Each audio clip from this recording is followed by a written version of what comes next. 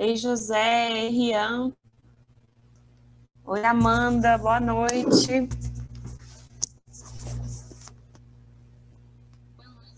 Boa noite, professora.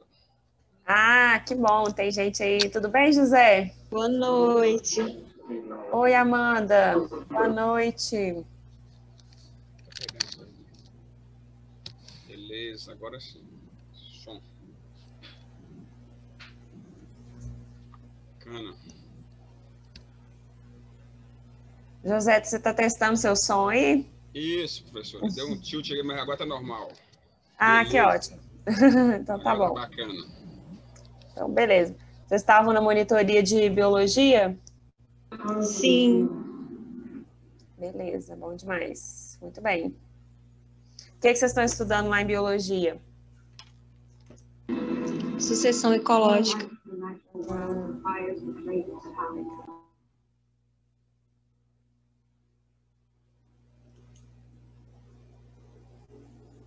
Sucessão ecológica. Sucessão ecológica é aquele negócio de cadeia alimentar, né?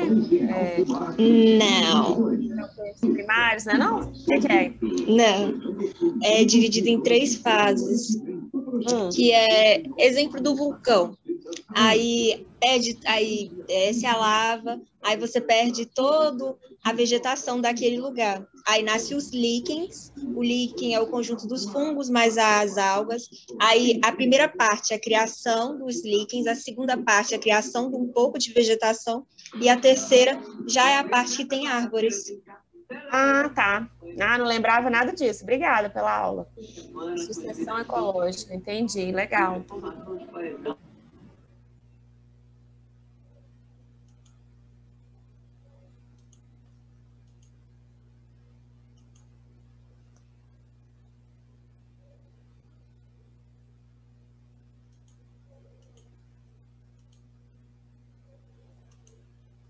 A gente vai esperar só mais uns minutinhos para ver se chega mais gente, tá? E aí o pessoal consegue acompanhar desde o início. Semana passada vocês tiveram a aula com o Tiago, né? No terceiro horário de terça-feira. Então, na terça vocês tiveram 2 aulas de química, não foi isso?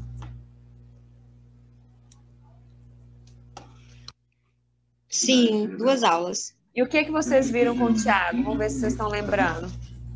Sobre os estados, né? Da solidificação, fusão, evaporação, condensação. As mudanças de estado físico. As mudanças, né? Que os estados a gente tinha visto na primeira aula, né? No primeiro horário. Aí com o Tiago vocês viram as mudanças de estado. Hoje a gente vai focar numa das mudanças de estado, que é aquela do líquido para o gasoso. Como que chama mesmo? Do líquido para o gasoso, vaporização ou evaporação, né? Que na vaporização tem dois tipos, né? A calefação e a ebulição, né? Tem 3 tipos. Na vaporização tem 3 tipos. Esses 3 tipos que a gente vai ver hoje, tá? Sei, então vocês já estão sabendo. Vamos lá. Teacher, pode me lembrar o que é fuligem, que eu esqueci? Fuligem é carbono sólido. É uma substância simples. Aquele resíduozinho preto, sabe? É carbono. Ah, sim. Carbono sólido. Você está falando isso em qual contexto? Num contexto assim, de poluição? Ou o quê? No contexto de poluição. Poluição mesmo. Isso. Só a gente pensar assim no cano de descarga, né? No escapamento dos carros. Aí fica aquele pretinho lá, aquele pozinho preto, é por causa da combustão incompleta do combustível, né? Quando a combustão ela é completa, a gente tem a produção de gás carbônico e água. Quando ela é incompleta, tem 2 possibilidades. Pode formar o monóxido de carbono, que é extremamente tóxico, e pode formar a fuligem. Então, quando está com algum problema lá na parte do motor, né? Se tiver alguma coisa entupida, aí vai gerando a combustão incompleta e aí tem a formação de fuligem. Não era para formar, não. O objetivo é fazer a combustão completa para gerar mais energia. Mas pode acontecer de acontecer a a combustão incompleta e a gente tem essa poluição aí.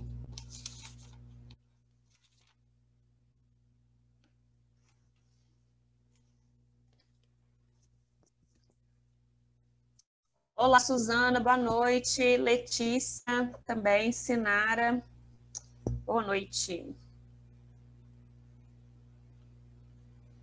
Boa noite. Tudo bom? Vamos começar então, que tem muita coisa para ver hoje. Ó, quem faltou na aula passada, no primeiro horário, a química foi comigo, e nós falamos sobre os estados físicos da matéria, as características de cada um, né? Falamos da relação de densidade, da comparação da densidade que existe entre os estados físicos. Acho que isso a gente tinha falado na aula na semana anterior ainda. Mas na aula passada a gente focou nas características dos estados físicos, né? Sólido, líquido, gasoso, e depois o Tiago falou com vocês sobre as mudanças de estado. Dentro dessas mudanças de estado, hoje eu quero enfatizar a mudança de estado do estado líquido para o estado gasoso, que é a vaporização, né? A vaporização, quando a substância passa do estado líquido para o estado gasoso, e essa vaporização, ela pode ser de 3 tipos. Vamos só relembrar aqui todos os nomes. Do sólido para o líquido, como que chama, gente? Fusão. Opa. Só um minutinho, que deu um probleminha no Zoom aqui. Nossa, meu Deus, Lu, eu fiz um prova lá na primeira aula. Então, aqui do sólido para o líquido, fusão. Do líquido para o gasoso, vaporização. Só que a vaporização pode ser de 3 tipos. Então, eu vou colocar aqui um asterisco para a gente aprofundar nos 3 tipos. E o caminho de volta, gente? Quando o gás vira líquido, como que chama? Condensação. Condensação ou liquefação, tem diferença? São sinônimos? Acredito que sim. Acredito que tem diferença. Mas eu não sei, é um chute. Não tem diferença sim. Condensação não é sinônimo de liquefação. Quem condensa é o vapor. E quem liquefaz é um gás. Então, condensação ou liquefação. Quando a substância que está passando do estado gasoso para o estado líquido, ela é um gás, acontece liquefação.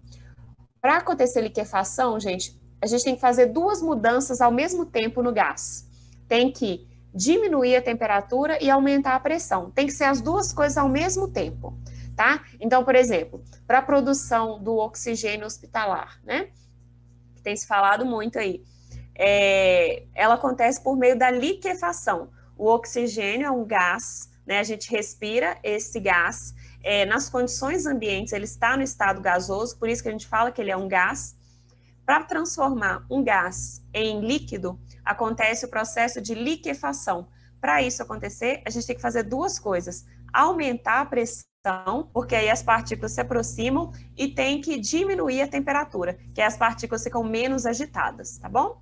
Isso é liquefação. Para não confundir, lembra que o gás de cozinha, ele é o GLP, gás liquefeito de petróleo. Então, o gás, ele sofre liquefação. Agora, o vapor condensa. Qual que é a diferença de vapor para gás? O gás, ele já está no estado gasoso nas condições ambientes. O vapor, não. O vapor não está, é uma substância que nas condições ambientes ela é líquida, tá? Então, por exemplo, a água, nas condições ambientes de temperatura e de pressão, ela é líquida, mas a gente consegue fazer a água virar gasosa. Para isso, a gente só tem que ou aumentar a temperatura ou diminuir a pressão. É uma coisa ou outra, não é as 2 ao mesmo tempo. Presta atenção no ou, tá? Na condensação, é variação de temperatura ou variação de pressão. Na liquefação, que é para o gás virar líquido, tem que variar 2 coisas, tá? Tem que aumentar a pressão e diminuir a temperatura. Então, vapor de água sofre condensação, porque a água, nas condições ambientes, ela é líquida, né? Então, quando ela passa para o estado gasoso, ela é chamada de vapor e não gás. E esse processo aqui, gente, do líquido para o sólido, como que chama? Solidificação. Solidificação.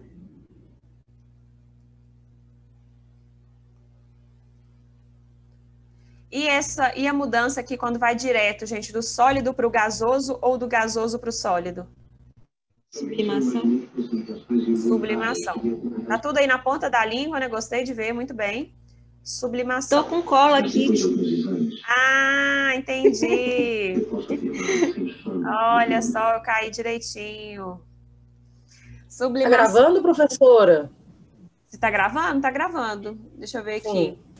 Tá gravando, sim. Tá gravando. Então, beleza, gente. As mudanças de estado físico são essas, mas hoje a gente vai falar da vaporização. Vaporização pode ser de 3 tipos. Vamos colocar aqui, ó. 3 tipos de vaporização. Tá pequenininha que eu já vou aumentar, tá? 3 tipos de vaporização. O primeiro é a evaporação.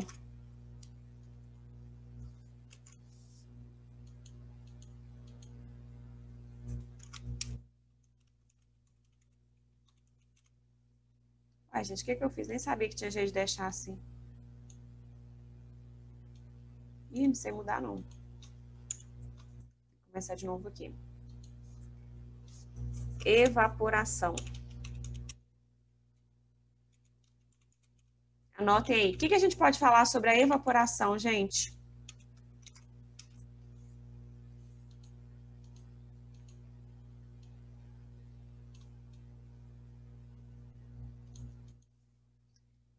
Com o nosso conhecimento de mundo aí, vamos diferenciar. Como que é a evaporação? É o líquido que se transforma em gasoso. Mas isso, todas as vaporizações, né? Vaporização já é isso. É a passagem do líquido para o gasoso. Só que isso pode acontecer de 3 maneiras diferentes. A maneira número 1 é a evaporação. A evaporação, gente, a gente pode falar o seguinte, que ela é um processo espontâneo, tá? Acontece naturalmente. A evaporação, então, é um processo espontâneo, anotem aí. Processo espontâneo.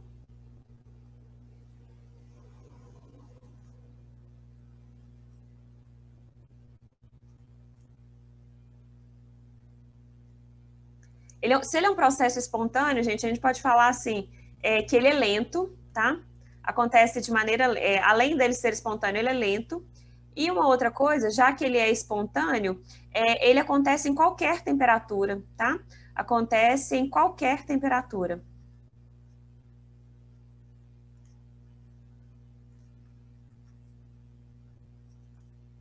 Qualquer temperatura. Exemplos de evaporação no nosso dia a dia, gente. A água da chuva que cai no chão. A água da chuva cai no chão, com o passar do tempo ela some, né? Isso. Ela sumiu por quê? Porque ela evaporou, né? O que mais? Evaporação no nosso dia a dia. O mar. O mar? Como Água assim? do mar. Você imagina que o mar fica lá e em algum momento deve evaporar alguma coisa. Sim, a água Roupa vai que você pode guardar para perder. Ótimo. Então, se a gente pensar no ciclo da água, né, gente, acontece evaporação. Seja a água dos rios, dos mares, ou a água que sai na transpiração nas folhas das plantas, essa água, ela evapora, né? Ela passa do estado líquido para o estado gasoso, e aí vai para a atmosfera na forma de vapor de água. Quando o vapor de água tem a sua temperatura reduzida, ele se transforma em líquido de novo, que é o que a gente tem na formação das nuvens, né? As nuvens, elas são gotículas de água. Então, a condensação do vapor de água produz gotículas de água. Essas várias gotículas em suspensão é que formam a nuvem. Então, nuvem é gotícula de água em suspensão. A água já está líquida, tá? Porque o vapor de água a gente não consegue enxergar. Tudo bem? Então, aqui, ó. Evaporação, processo espontâneo, é lento, acontece em qualquer temperatura e é um processo, gente, superficial, tá? É um fenômeno superficial. Como assim? Fenômeno superficial.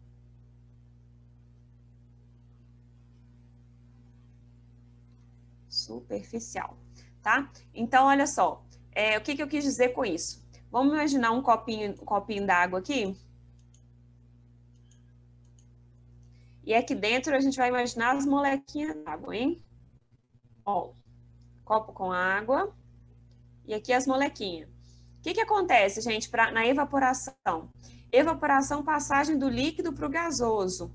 Esse processo aqui, para acontecer essa mudança de estado, as moléculas têm que absorver ou liberar energia?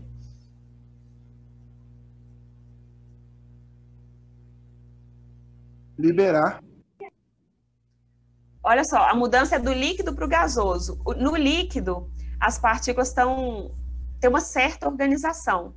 No gás, elas estão totalmente bagunçadas. Então, líquido para gás está saindo de um estágio mediano de energia indo para um estágio alto de energia. Precisa absorver ou liberar? Pensa aí, ó. Responde bobeira, não. Está saindo do líquido. Absorver.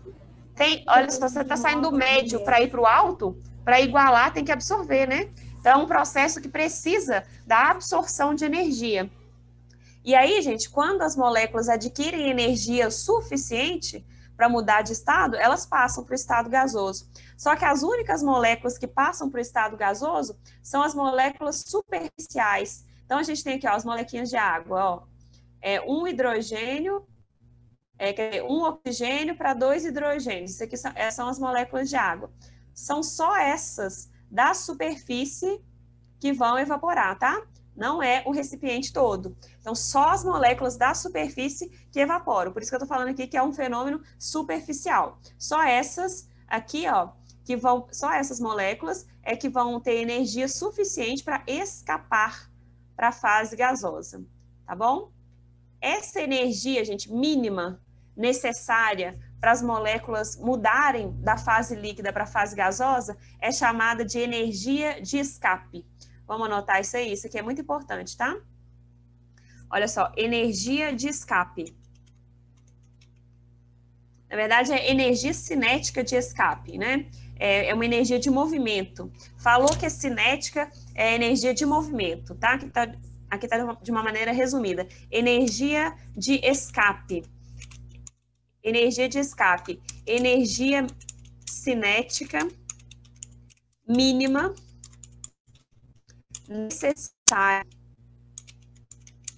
para as moléculas da superfície de um líquido. Aqui o nosso exemplo ele é água, né? Mas é para qualquer líquido. Para as moléculas da superfície de um líquido escaparem para a fase gasosa. Observa como está tudo interligado, gente. Quando a gente viu a característica dos 3 estados, a gente viu assim, ó, no sólido tá todo mundo pertinho, bem grudadinho, força de atração é alta. Aí no líquido já dá uma afastada, né? No líquido, praticamente as forças de repulsão são praticamente iguais às de atração, né? Atração e repulsão são mais ou menos iguais. As partículas já estão numa certa desordem, tá? E não estão tão próximas mais. Até que chega no gás e é aquela bagunça, tá? Então, olha só, energia de escape é a energia cinética mínima necessária para as moléculas da superfície de um líquido escaparem para a fase gasosa.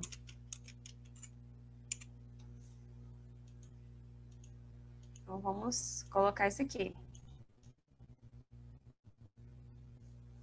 Energia de escape, energia cinética mínima necessária para as moléculas da superfície de um líquido escaparem para a fase gasosa.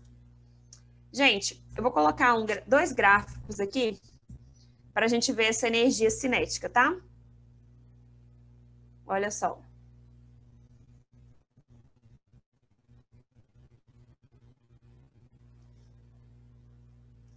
Dois gráficos.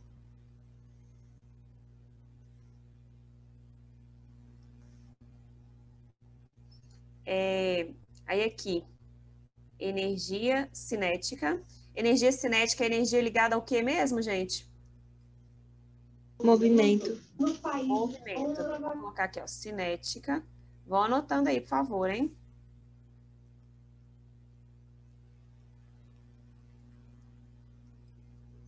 Energia cinética. E aqui é o número de partículas, tá? No eixo Y aqui é o número de partículas.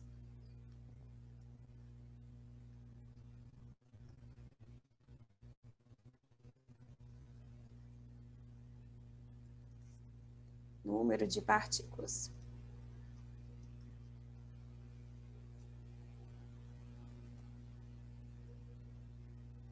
Aí, nesse primeiro gráfico aqui, ó, olha só.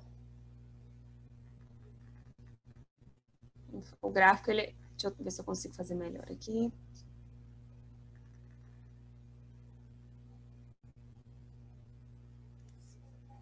Aqui.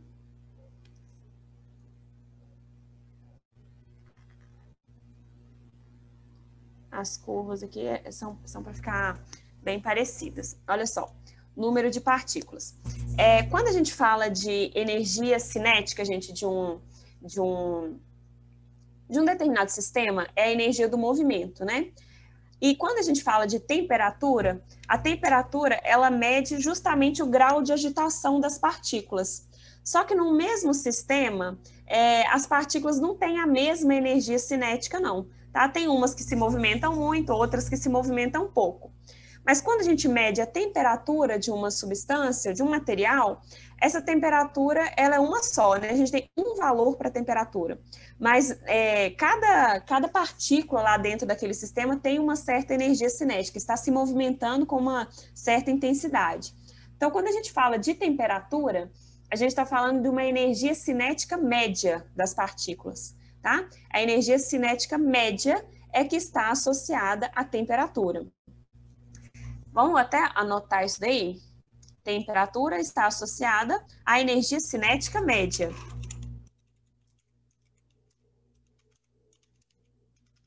É importante esse média porque o gráfico mostra que algumas partículas têm uma certa quantidade de energia, outras têm outra. A gente pega, então, a quantidade média. Essa quantidade média, a gente encontra o valor aqui que corresponde ao topo do gráfico, tá? Então, aqui, olha, aqui, ó, quando a gente pega o topo do gráfico e desce, aqui embaixo, esse valor de energia cinética é que entra no cálculo da temperatura, tá bom? Aqui é a mesma coisa, o valor associado a esse pico aqui, que mostra a temperatura. Então, a temperatura está associada à energia cinética média das partículas. Vocês estão me acompanhando até aqui, gente? Energia cinética média das partículas. Ou tá difícil, gente?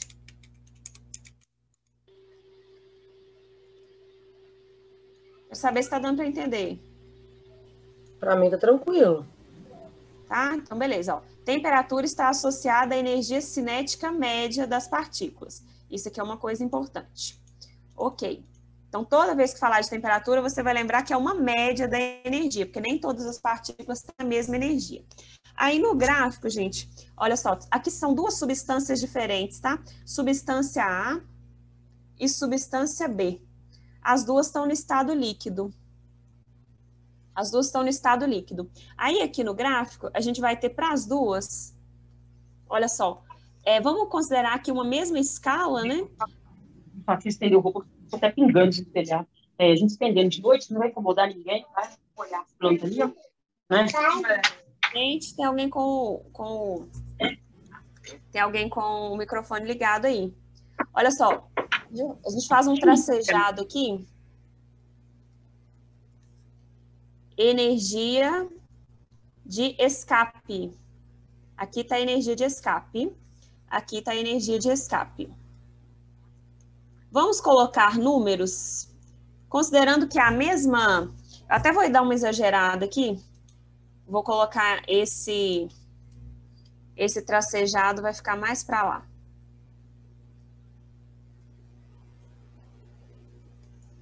Olha só. Nossa curva está aqui. uma energia cinética de escape está lá na frente, a outra energia cinética de escape vai vir aqui, ó. Exemplo, tá? Energia de escape. Considerando, gente, que seja assim a mesma escala, tá? Olha só, nesse caso, nesse líquido A, a energia de escape, ela tá aqui na frente. Vamos supor que esse valor aqui a gente pode chamar de energia cinética de escape aqui seja um valor igual a, sei lá, 90. Um valor igual a 90. Aqui, a escala não tá muito boa, tá? Mas vamos supor que aqui o valor seja 50. Como que a gente interpreta isso? Olha só, nesse gráfico daqui, a energia de escape é menor do que aqui. O que a gente entende com isso?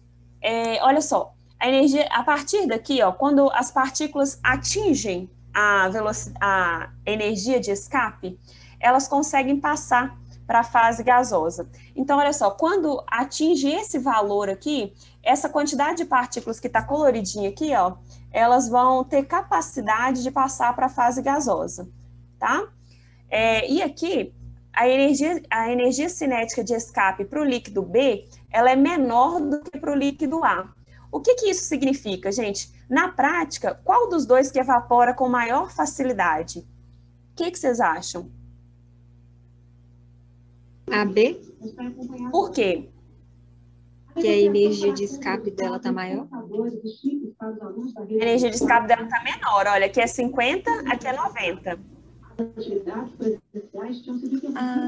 Não tô vendo 50. Ah, não tá vendo? Deixa eu arrumar. É porque aqui, parece o 90, parece 90, 90. Ah, desculpa, deixa eu arrumar aqui, ó. Aqui é 90. Aqui é 50. Qual dos dois líquidos evapora com maior facilidade, gente?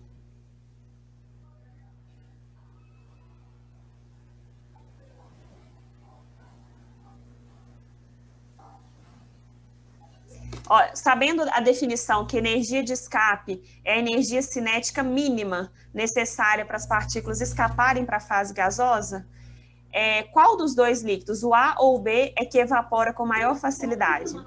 B, porque é menor. Exatamente, continua sendo B, né? Sua resposta estava certinha. Por que o B evapora com mais facilidade do que o A? Porque ele atinge a energia de escape antes, ela é menor, né? Então, quer dizer que eu preciso de... As partículas da superfície, elas precisam de menos energia para conseguir escapar. Por isso que a área aqui sobre o gráfico é maior, olha. Você tem um maior número de partículas que tem a capacidade de mudar de fase, de sair da fase líquida e ir para a fase gasosa. Então, quanto menor a energia de escape de um líquido, mais fácil ele vai para a fase gasosa. Quanto menor a energia de escape, a gente fala assim que esse líquido ele é mais volátil. Então, qual dos dois líquidos aqui que é mais volátil? A ou B? Volatilidade é escapar para a fase gasosa. Quem que é o mais volátil aqui? B. O B é o líquido mais volátil, porque ele apresenta uma menor energia de escape. Então, é mais fácil para as partículas do B passarem da fase líquida para a fase gasosa. Vamos colocar isso aqui, olha. O líquido B é mais volátil. Então, toda vez que vocês virem essa palavra volátil, o conceito de volatilidade está relacionado com passar para a fase gasosa, tá? Quanto menor for a energia necessária para as partículas mudarem de fase, mais fácil elas vão mudar, né? Então, mais volátil vai ser esse líquido. O líquido B é mais volátil do que o líquido A.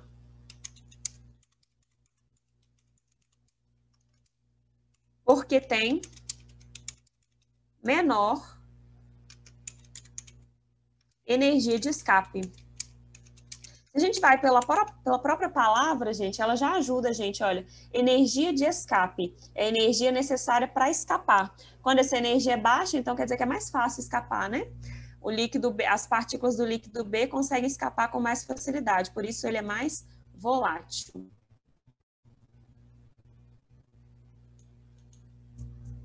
Conseguiram anotar tudo aí? Deixa eu dar uma diminuída no zoom aqui.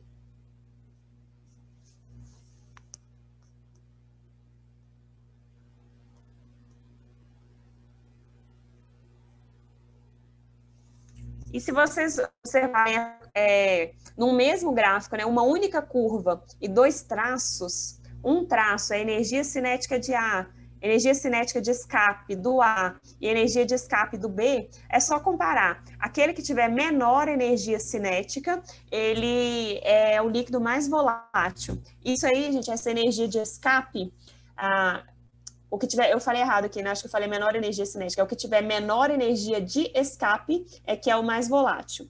Essa energia de escape, ela é característica para cada líquido, tá bom? Cada líquido vai ter a sua energia de escape. Então, a volatilidade também, ela vai ser característica de cada líquido. No nosso dia a dia, gente, quem que é mais volátil, água ou acetona? Acetona. É mais volátil, porque ela evapora mais rápido.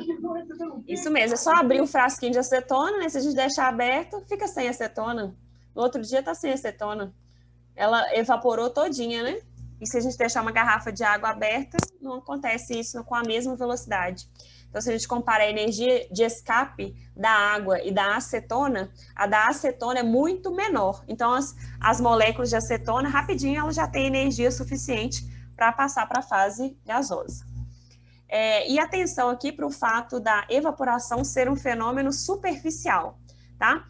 Então, se é superficial, eu vou perguntar em cada um dos casos, pensando em tudo que a gente discutiu aqui, olha, que é um processo espontâneo, não precisa de aquecimento, né? Ele acontece em qualquer temperatura, acontece de maneira lenta e é um fenômeno superficial, que depende também aqui da energia de escape. Quanto menor a energia de escape, mais fácil passar para a fase gasosa. Aí, vamos colocar aqui, olha, exemplos.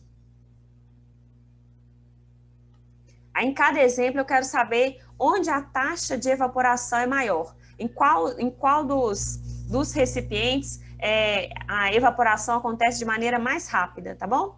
Exemplos.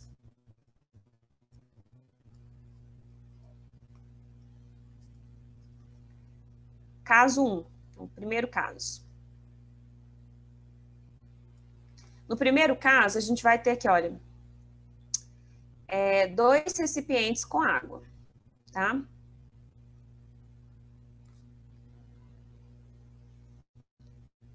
Nós temos aqui, os 2 recipientes, eles comportam o mesmo volume de água. Nós temos 100 ml, finge que são 2 recipientes iguais, tá, gente? Eu tentei fazer igualzinho. Então, aqui, ó, tem 100 ml de água aqui, e no outro também tem 100 ml de água. Esse daqui está numa temperatura de 70 graus. 70 graus Celsius. E esse aqui está numa temperatura de 30 graus Celsius. 30 graus Celsius, tá? Mesmo volume de água, temperaturas diferentes. Esse aqui é o recipiente 1. E esse aqui é o recipiente 2. Minha pergunta em qual dos sistemas a taxa de evaporação é maior? No 2. Por quê? Por causa da temperatura, que é maior. A taxa de evaporação é maior? Pergunta é essa. Em qual dos sistemas a taxa de evaporação é maior? Olha só, aí já respondeu que é no 2, né? Por que que o 2 é maior que o 1? No 2, a temperatura é maior do que em 1. E a gente já falou que a temperatura, ela está associada à energia cinética média das partículas. Se a temperatura aqui é maior, quer dizer que a energia cinética média das partículas, aqui ela também é maior. Então, você vai ter mais partículas em condições de atingir a energia de escape, né, que é a energia mínima necessária. Então, quanto maior a temperatura, maior vai ser a taxa de evaporação.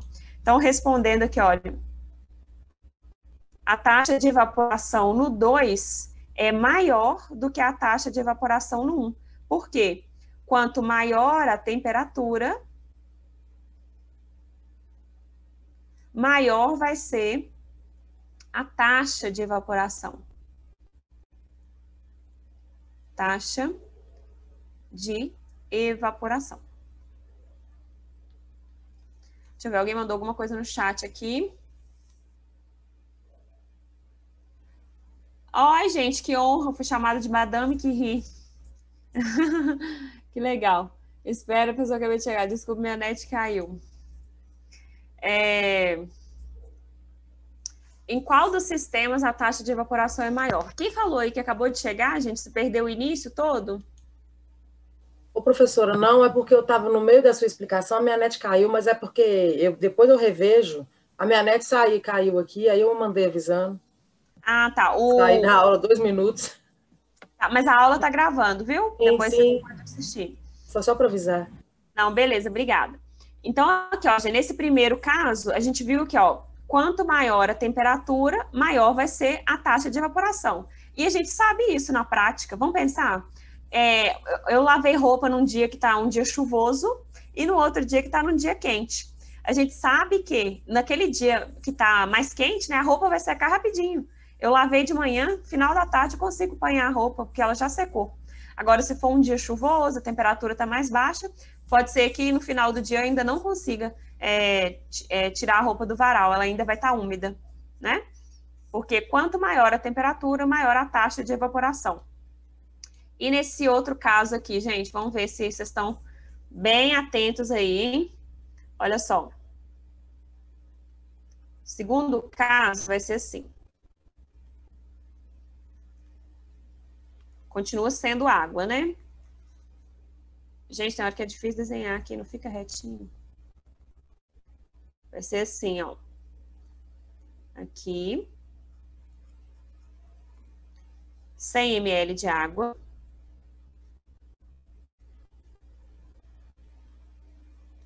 Esse aqui é o recipiente 1. E aqui o recipiente 2.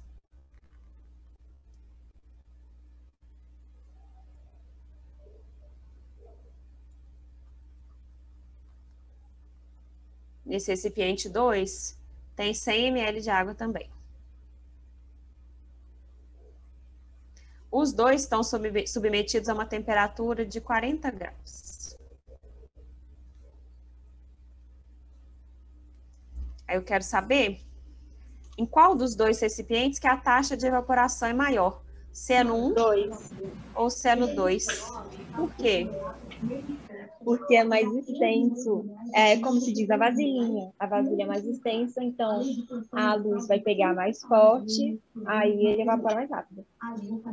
Aí não é nem a luz, né? Não é só a luz. Olha só, vamos para o que a gente anotou aqui em cima. A evaporação ela é um fenômeno superficial. Então, são só as moléculas da superfície que passam para a fase gasosa. Quanto maior a superfície, mais moléculas de água, né, expostas aqui. Então, mais moléculas de água vão passar para a fase gasosa. Quanto maior a superfície do recipiente, quanto maior a superfície do líquido que está exposta, né, maior vai ser a taxa de evaporação. Então, aqui, ó, de novo, a taxa em 2 vai ser maior do que em 1, porque quanto maior a superfície, quanto maior a gente pode chamar de área superficial do líquido, né? Quanto maior a área superficial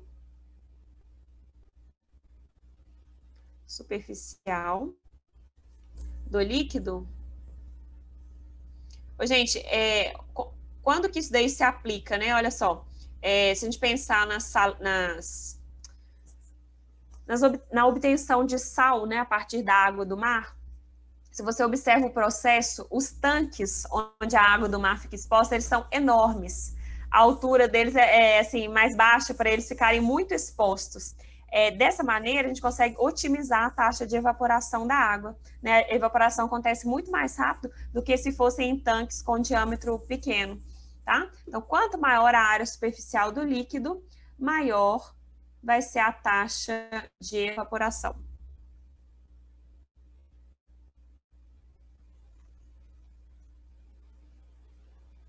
Evaporação. Uma outra coisa, gente, na hora de colocar a roupa para secar, né? Como que a gente faz para colocar essa roupa para secar? que a gente quer que seca rápido, né? O que a gente faz? Abre ela toda, torce bem torcida e põe no varal? Isso, mas a palavra-chave aí, abre ela toda, você deixa bem esticadinha, né? Quando a roupa tá bem esticadinha, você tá aumentando a área superficial do líquido. Tem líquido na roupa, né? Tem água. Quando a gente deixa bem esticadinha, a gente está aumentando a área superficial. Então, isso, dessa maneira, seca muito mais rápido do que se a gente embolasse a roupa, além de depois dar trabalho para passar e ficar toda amassada, ia demorar muito mais a secar, porque está toda embolada lá. Então, você está diminuindo a área superficial, tá? Ok. Vocês estão conseguindo anotar, gente? Estão acompanhando aí? Sim, tranquilo. Tá. 2 outros fatores que interferem na taxa de evaporação, gente, é o seguinte, a pressão. Como que vocês acham que a pressão vai interferir? Olha só, pressão, imagina que tem uma força atuando aqui sobre a superfície do líquido. Se eu aumento a pressão sobre o líquido, fica mais fácil ou mais difícil das partículas mudarem de fase? O que vocês acham?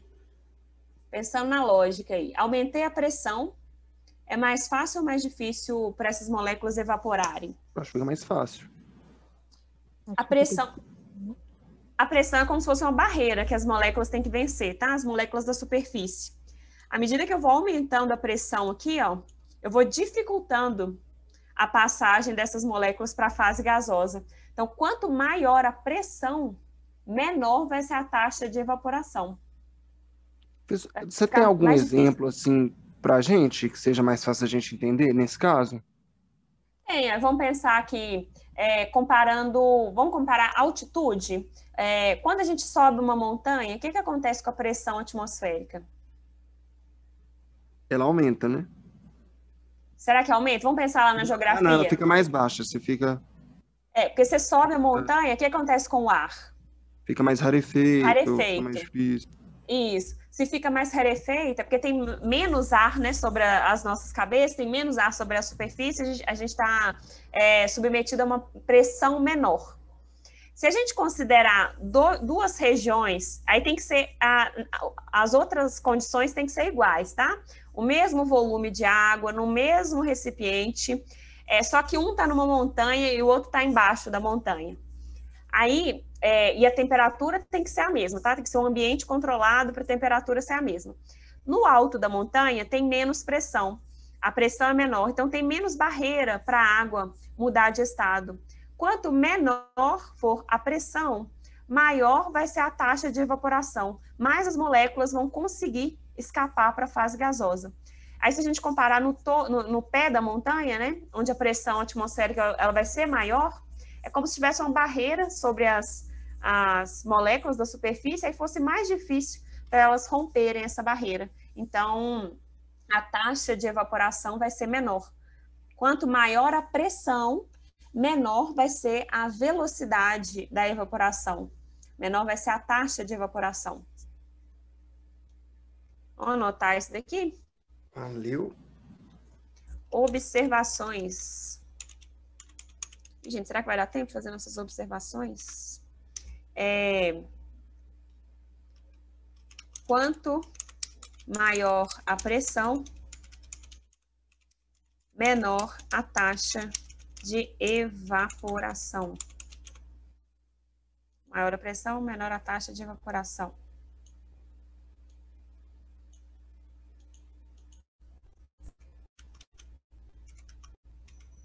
Gente, com relação à força que mantém as moléculas unidas, as forças intermoleculares, o que a gente pode falar? Quanto maior a força, se eu aumentar a força de atração entre as moléculas, a taxa de evaporação aumenta ou diminui? Repete de novo a pergunta. Diminui. Olha só, evaporar, né, mudança de estado, passar do líquido para o gasoso. A gente vai enfraquecer as interações entre as moléculas. Agora eu estou comparando 2 líquidos que têm interações diferentes entre as moléculas. Um líquido tem uma interação mais forte entre as suas moléculas, o outro tem uma interação um pouco mais fraca.